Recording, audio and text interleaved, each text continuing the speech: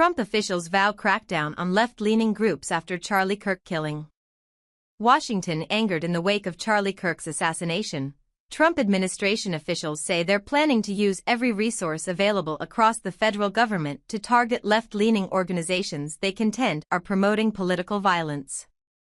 Vice President J.D. Vance and Stephen Miller, Deputy White House Chief of Staff, on September 15 discussed plans to go after liberal non-government organizations, or NGOs, they said support doxing campaigns against conservatives, help orchestrate riots, publicize the addresses of political opponents and promote messages intended to create violence. We are going to channel all of the anger that we have over the organized campaign that led to this assassination to uproot and dismantle these terrorist networks, Miller said as he joined Vance on a live stream as the vice president hosted the Charlie Kirk show to pay tribute to the late conservative activist. Miller called political violence on the left a vast domestic terrorist movement, vowing the Trump administration would use every resource we have at the Department of Justice, Homeland Security, and throughout this government to identify, disrupt, dismantle and destroy the networks. It will happen, and we will do it in Charlie's name, Miller said. Neither Vance nor Miller identified groups that could be prosecuted or face other actions from the administration. Law enforcement authorities investigating Kirk's killing have said the suspect, 22-year-old Tyler Robinson, held a leftist ideology and had become increasingly political in recent years. Officials, however, have not said that Robinson was linked with a specific left-leaning organization.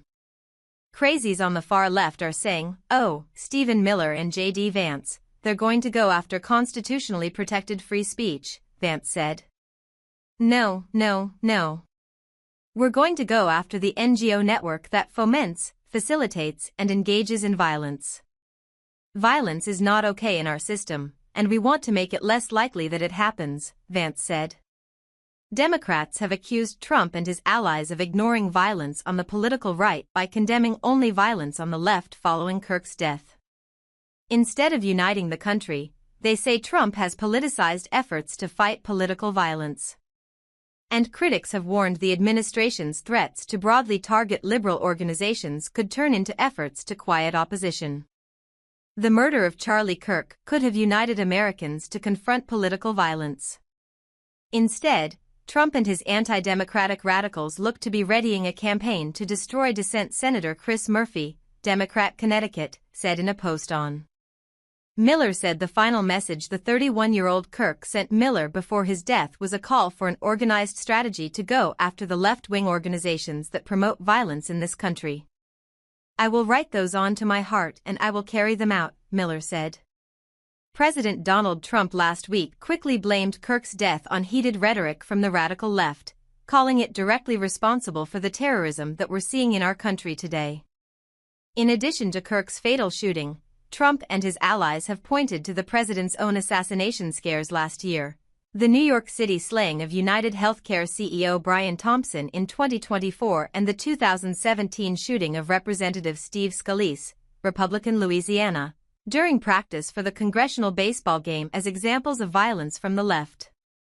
We have to talk about this incredibly destructive movement of left-wing extremism that has grown up over the last few years, and I believe, is part of the reason why Charlie was killed by an assassin's bullet, Vance said.